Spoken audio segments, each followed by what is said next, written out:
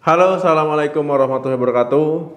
Teman-teman ya, menunda kehamilan ya supaya nggak hamil, tapi tetap cara yang sehat yaitu dengan menggunakan kontrasepsi. Nah, kontrasepsi ini ada dua, kontrasepsi hormonal dan juga kontrasepsi non hormonal. Tapi paling banyak yang digunakan masyarakat itu adalah KB pil ya ataupun pil KB. Nah, pil KB ini termasuk kontrasepsi hormonal. Kemudian banyak yang mengatakan kalau seandainya pil KB itu bikin gemuk, bikin berat badan nambah. Nah, kalau sudah minum pil KB ini nggak bisa langsing lagi ya, jadi gemuk. Nah, banyak orang yang mengatakan seperti itu.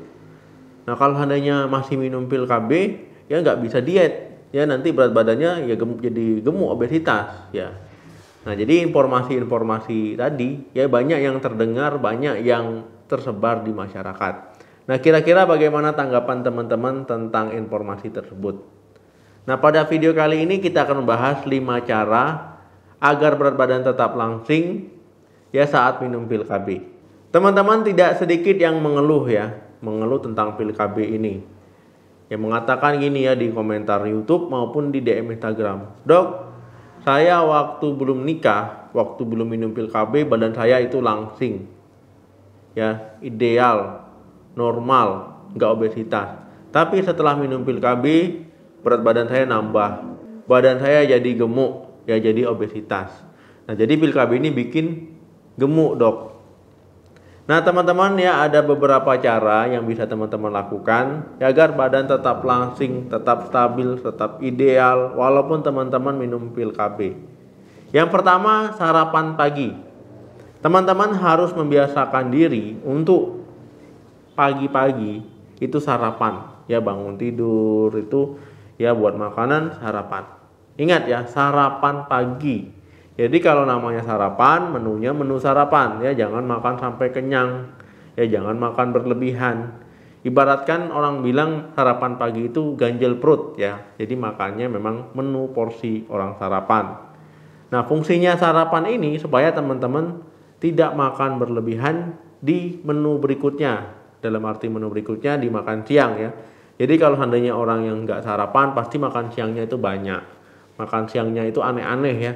Nanti siang pengen makan ini, nanti siang bikin makan itu ya, karena memang kelaparan. Nah, dengan sarapan itu mencegah supaya tidak terjadi yang aneh-aneh dan juga membantu metabolisme tetap berjalan dengan baik. Yang kedua, jaga asupan makan. Nah, teman-teman ya tetap menjaga asupan makanannya. Ya, tidak bisa semua yang ingin dimakan dimakan. Semua ingin ini, ingin itu, semua dimakan. Itu nggak bisa seperti itu ya. Tetap harus dikontrol makanannya. Kenapa? Semua yang masuk di dalam tubuh kita, kalau makan banyak, makan berlemak dan sebagainya, kalau kalorinya berlebih itu akan disimpan, ditimbun ya. Namanya cadangan energi. Cadangan energi itu adalah lemak. Nah, jadi kalau makin banyak lemaknya, makin banyak cadangan energinya, ya tentu akan membuat tubuh jadi bulat, ya tubuh jadi nambah, tubuh jadi gemuk. Nah, jadi supaya itu tidak terjadi, berapa kebutuhan kalori kita seharinya itulah yang kita penuhi, jangan berlebih. Ya, jadi teman-teman nggak bisa semua yang ingin dimakan, pingin badannya kurus itu nggak bisa. Jadi harus imbang. Nah, jadi teman-teman harus mengontrol makannya ya, makan sayur, makan buah, makanan tinggi serat. Nah, itu membuat cepat kenyang. Kemudian juga makanan yang tinggi protein, ya itu juga membuat tubuh cepat kenyang, ya tahan lapar, ya bisa mengontrol nafsu makan. Yang ketiga, rutin olahraga.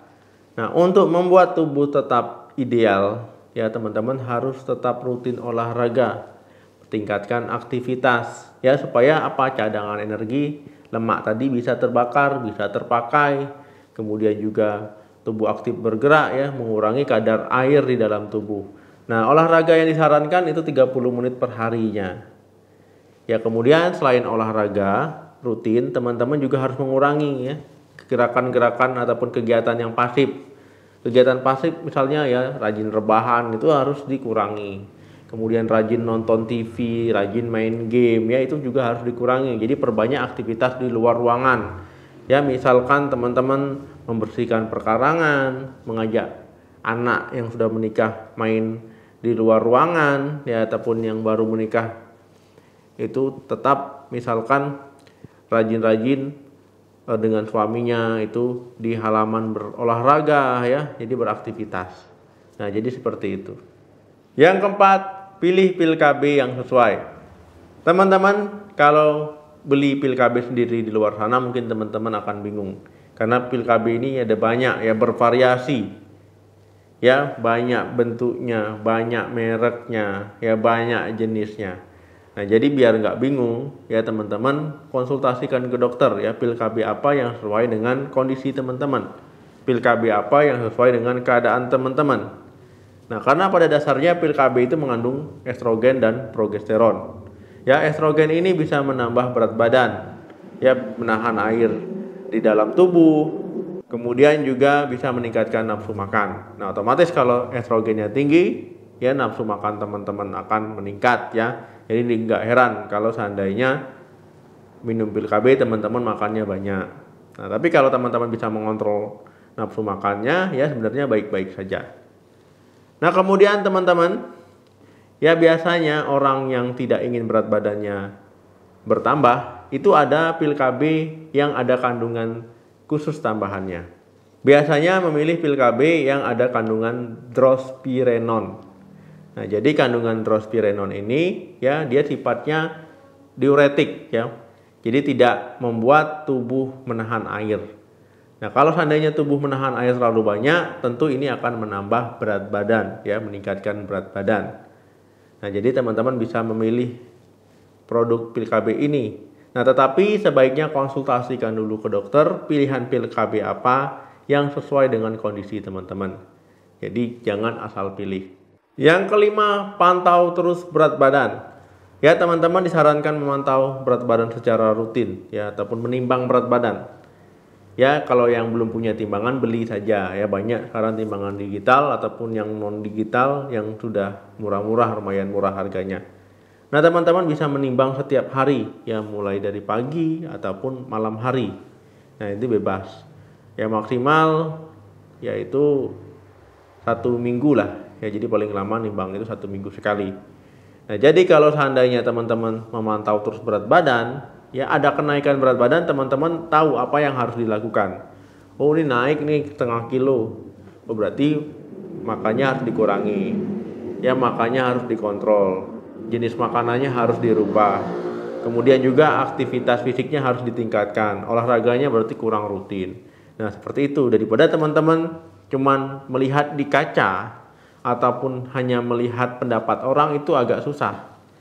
Karena kalau kita melihat di kaca itu, ya, kita nggak merasa gemuk biasanya.